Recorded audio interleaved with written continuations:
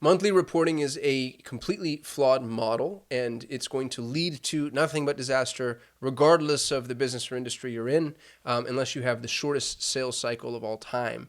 And this is, interestingly, not even a marketing problem. This is a business ops problem, because very often marketing is forced into a position of reporting on things monthly. As a matter of fact, the monthly reporting cycle is completely arbitrary. It has nothing to do with anything. But for whatever reason, every analytics tool I've ever seen is built to deliver reports according to the 30-day windows. And this is, again, just a catastrophic error. What you want to do is you want to determine what your impact window is. What is your impact window? And you're going to have multiple impact windows, by the way, and I'll explain what I mean. When you spend $1, how long does it take for you to see an impact? If you're selling candy bars, it might be 48 hours.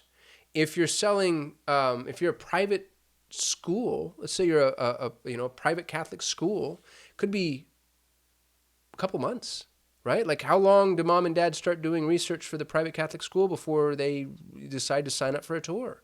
So what is your impact window? What is the inflection point between you spending money and actually seeing a result? I'll give you an example. We had the highest performing real estate investment campaign on the planet for 7 years. It was through an agency that we sold in June of 2019.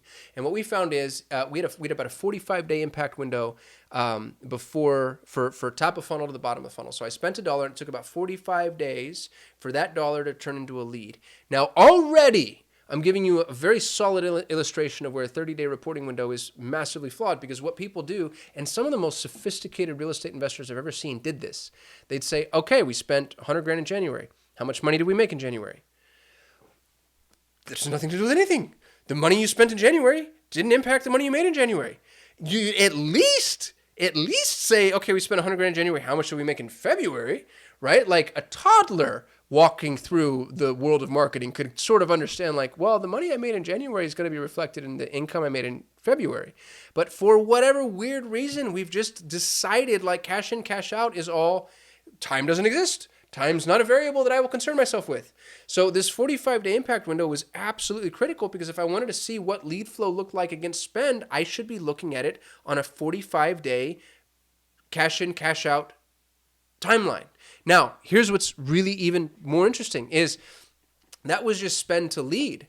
What we found from a business perspective is it took roughly 7 months for the average deal to become a closed deal. With real estate investment specifically, we were going after distressed homes. And so somebody says, I need to sell my house fast for cash. And we say, okay, we're interested in buying your house. And we put their house under contract, or the investor puts their house under contract. And then once the house is under contract, the investor goes and they shop the house around, and they try to sell the house to somebody else. And then once they've done that, they made their money. 7 months on average for that whole process.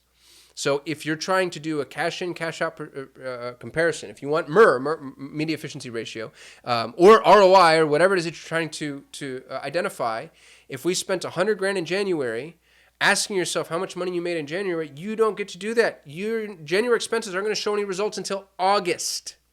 So now you can see like this 30-day window that I've thrust myself into. You're making decisions on these 30-day window. All right, we spent this much money in January. How much do we make in January? Or if you're being super sophisticated, how much money do we make in February? Means nothing. Spent $100,000 in January. How much did I make in August?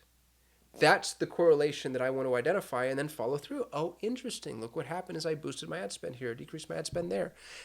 And again, I saw sophisticated marketers doing this, and I see sophisticated marketers do this all the time. What you want to do is you need to identify where your lags are. What's the awareness lag?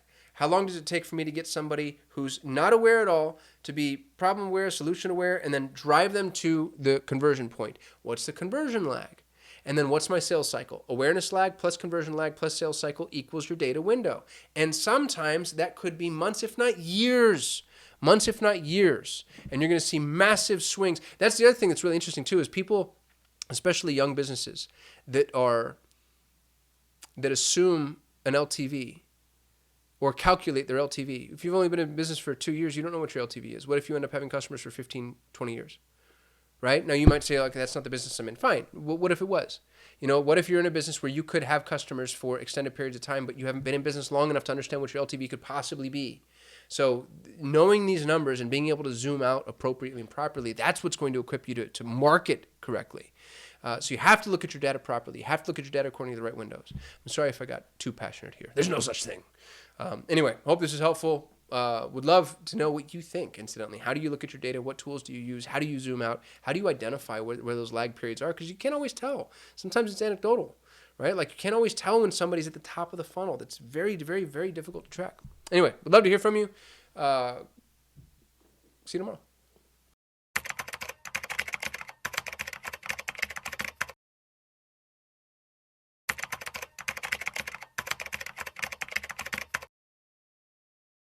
Something for everyone this time around. I want to talk to you about the ideal team structure for Google Ads management. And honestly, this is really, in my opinion, probably applicable to most media management agencies.